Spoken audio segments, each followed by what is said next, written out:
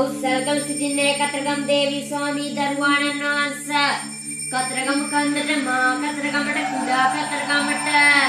සෙල්ලම් දුවට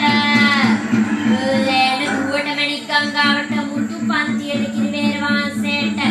රුණු සත්පත්තුවට වලවේ ගංගාවට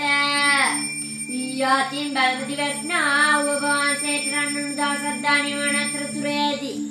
මුදු කරදිය වලලෑතින් බලමුදි වැස්නා ඔබ වහන්සේට මේ නරලෝ නරයන්ගේ කන්න ලව්ව